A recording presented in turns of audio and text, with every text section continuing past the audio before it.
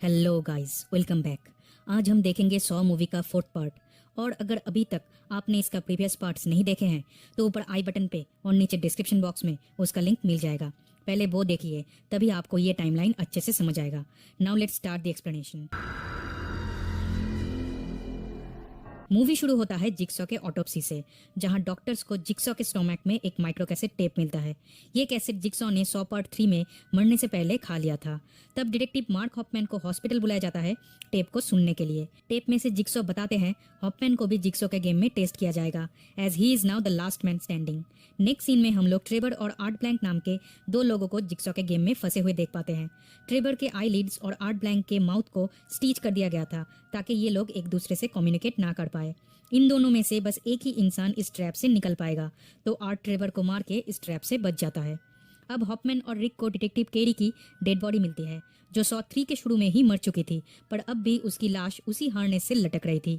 यहाँ हम लोग FBI एजेंट्स स्ट्रैहम एंड पेरेस को देख पाते हैं। ये दोनों केरी को पहले से ही जानते थे। अब से जिक्सो का केस ये लोग इन्वेस्टिगेट करेंगे। स्ट्रैहम का मानना था ये काम जिक्सो या एमेंडा की नहीं है, क्योंकि इस हाइट पे ना जिक्सो ना एमेंडा चढ़ सकती है। दैट मीन्स उन लोगों के साथ कोई और भी मिला हुआ है। उसी रात रिक के ऊपर उसी के घर में कोई पिग मास्क पहने इंसान हमला करता है और होश में आते ही वो खुद को उसी के घर के बाथटब में पाता है, जहां उसे पता चलता है कि अब वो भी इस गेम में इन्वॉल्व हो चुका है, जहां उसे 90 मिनट्स के अंदर डिटेक्टिव एरिक मैथ्यूज हॉफमैन और अपनी जान बचानी होगी। Eric Matthews from Saw 2 is still alive. Eric उस बाथरूम से निकलने के बाद एमेंडा ने उसे फिर से पकड़ लिया था और पिछले 6 महीनों से वो जिक्सॉ के कैद में है। अब रिक को एरिक तक पहुंचने के लिए कुछ टेस्ट में से गुजरना होगा और उसका पहला टेस्ट उसके ही घर में है। वो अपने घर के लिविंग रूम में जाते ही एक लड़की को देख पाता है जिसका नाम है ब्रेंडा, जो एक प्रोस्टिट्यूट है। जिक्सॉ रिक को एडवाइस देते हैं ब्रेंडा को इसी हाल में छोड़ के गेम में आगे बढ़ने के लिए, लेकिन रिक का नेचुरल इंस्टिंक्ट था हर किसी का हेल्प करना जो कोई भी तकलीफ में है। ब्रेंडा की मास्क को हटाते ही वो डिवाइस एक्टिवेट हो जाता है और धीरे धीरे उसके बालों को खींचने लगता है, जिससे उसकी स्कल्प उसकी हेड से अलग होने लगता है। फाइनली रिक उसे बचा तो लेता है, लेकिन तभी ब्रेंडा अचानक से रिक पे हमला कर देती है। ब्रेंडा के पास जिक्सॉ का टेप मिलता है, जहां उसे बताया गया था रिक उसे अरेस्ट करने आ रहा है और इससे बचने के लिए उसे रिक को खत्म करना होगा। सेल्फ डिफेंस में रिक ब्रेंडा को मार देता है और फिर अपने नेक्स्ट टेस्ट की तरफ बढ़ने लगता है। मीनवाइल FBI एजेंट्स और पुलिस रिक के घर पे पहुंच जाते हैं, जहां उन्हें बहुत सारे एविडेंस यानी कि विक्टिम्स के फोटोग्राफ्स, फाइल्स एक्सेट्रा मिलता है। ऑब्वियसली ये काम जिक्सॉ ने ही करवाया होगा रिक को फंसाने के लिए। इसी के साथ उन्हें ब्रेंडा की डेड बॉडी भी मिलती है, जिससे सबको लगने लगता है रिक भी जिक्सॉ से मिला हुआ है। रिक के घर से इन लोगों को एक क्लू मिलता है दैट लीड्स देम टू जिल टाक, जो जिक्सॉ की एक्स वाइफ है। तब ये लोग उसे इंटरोगेट करने लगते हैं। अब दिए गए इंस्ट्रक्शन के हिसाब से रिक एक मोटेल में पहुंच जाता है, जहां उसे जिक्सॉ के टेप से पता चलता है कि इस मोटेल का मैनेजर इवान एक सीरियल रेपिस्ट है। इसी मोटेल में उसने बहुत सारी लड़कियों का रेप किया है। रिक को इवान के क्राइम का कुछ फोटोज और वीडियोज भी दिखाया जाता है, जो देख के रिक गुस्से में इवान को जिक्सॉ के ट्रैप में फंसा देता है, जहां इवान को अपने दोनों आंखें फोड़ना होगा, लेकिन टाइम रहते इवान उसके एक आंख को ही फोड़ पाता है, जिसके कारण टाइम्स अप होते ही जिक्सॉ का ट्रैप एक्टिवेट होकर उसके दोनों हाथ पैर उसके बॉडी से अलग हो जाता है, जिससे वो भी मारा जाता है। दूसरी तरफ जिल बताती है जॉन यानी कि जिक्सॉ एक सिविल इंजीनियर है और वो कंस्ट्रक्शन फील्ड में काम करता था। जिल का भी एक रिहैब क्लिनिक था। एक रात सेसल नाम का एक पेशेंट रिहैब में चोरी करने के लिए जिल पे हमला करता है, जिसमें उसका मिसकैरेज हो जाता है और वो दोनों अपने बेटे को खो देते हैं, जिसका नाम उन्होंने गिडियन रखा था। अपने बच्चे को खोने के बाद उनका शादी टूट जाता है, उनका डिवोर्स हो जाता है। तब से जॉन अपना मानसिक संतुलन खो देता है और अपने विक्टिम्स को टेस्ट या फिर उन लोगों के साथ गेम्स खेलना स्टार्ट कर देता है। देन मोटेल जाके इन्वेस्टिगेट करने पर उन्हें पता चलता है ये रूम लॉयर आर्ट ब्लैंक के नाम पे बुक्ड है, जो कभी जिक्सॉ के कंस्ट्रक्शन फील्ड वाले काम में पार्टनर हुआ करते थे और पिछले 2 हफ्ते से वो भी लापता है। अब रिक अपने थर्ड टेस्ट को पूरा करने के लिए एक स्कूल में पहुंच जाता है, जहां वो पहले भी जा चुका है एक केस को इन्वेस्टिगेट करने के लिए। ये केस एक छोटी सी लड़की की थी जिसका फादर उसे अब्यूज करता था, पर रिक ये प्रूफ नहीं कर पाया था। रिक यहाँ पे उसी लड़की की पेरेंट्स मॉर्गन और रेक्स को देख पाते हैं, जिनके वाइटल पॉइंट्स मेटल स्पाइक से कनेक्टेड था और इन दोनों में से कोई एक ही बच पाएगा। जिक्सॉ यहाँ भी रिक को एडवाइस देते हैं उन्हें इसी हाल में छोड़ के फाइनल टेस्ट की तरफ बढ़ने के लिए, पर रिक फिर भी मॉर्गन को बचा लेता है।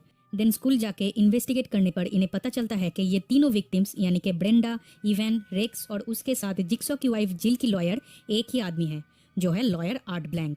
इसी दौरान स्कूल के और एक रूम में स्ट्रैहम एंड पेरेस को जिक्सॉ का पपेट मिलता है, जिसका फेस अचानक से ब्लास्ट होकर पेरेस को घायल कर देता है, तो उसे हॉस्पिटल में एडमिट किया जाता है। तब स्ट्रैहम फ्यूरियसली जिल को क्वेश्चन करने लगता है, तो जिल बताती है डिप्रेशन के कारण से जिक्सो आर्ट ब्लैंक के साथ काम करना बंद कर दिया था। इसके कुछ दिन बाद उसे पता चलता है कि उसे कैंसर हुआ है। तब जिक्सो का एक्सीडेंट भी होता है, लेकिन फिर भी वो बच जाता है। इसके बाद से ही वो अपना गेम स्टार्ट करता है, जिसमें उसका फर्स्ट विक्टिम था सेसिल। तब स्ट्रैहम इन सारे क्लूज को कनेक्ट करके गिडियन मीट पैकिंग प्लांट को आइडेंटिफाई कर लेता है, जो रिक का फाइनल टेस्ट का लोकेशन है। उधर हम डिटेक्टिव एरिक मैथ्यूज को देख पाते हैं, जिसे एक आइस ब्लॉक के ऊपर लटका के रखा गया था। इस आइस ब्लॉक के नीचे हीटिंग पैड भी रखा हुआ है। एरिक के लेफ्ट साइड पर हॉपमैन को बांध कर रखा गया था। अगर एरिक आइस ब्लॉक से स्लिप कर जाए या फिर बहुत ज्यादा आइस पिघल जाए तो उसे फांसी लग जाएगा। साथ ही करंट लगने से हॉपमैन भी मारा जाएगा, क्योंकि ये दोनों एक बैलेंसिंग ट्रैप में है। एंड गेस व्हाट, ये सब कुछ और रिक का गेम मॉनिटर करने वाला और कोई नहीं, लॉयर आर्ट ब्लैंक है।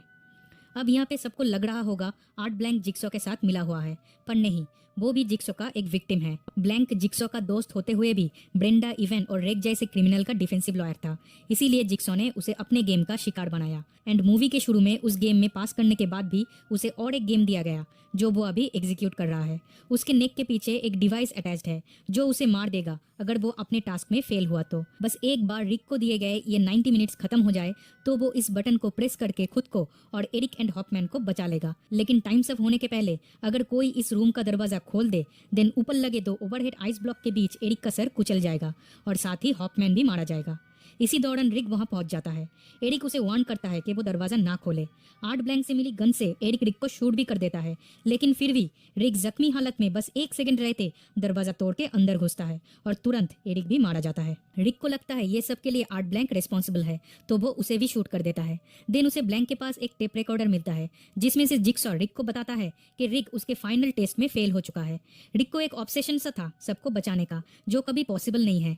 He could not save everyone by himself, और यही बात जिक्सॉ उसे अपने गेम के थ्रू समझाना चाहते थे। पर रिक इस गेम से कुछ नहीं सीख पाया। अगर वो टाइम्स अप होने देता और दरवाजा तोड़ के ना घुसता तो वो गेम में पास हो जाता और तीनों को बचा भी लेता। अब यहाँ पे आता है एक खतरनाक सा ट्विस्ट, जहाँ हम डिटेक्टिव हॉपमैन को अपने चेयर से उठते हुए देख पाते हैं, जो बिल्कुल सही सलामत है।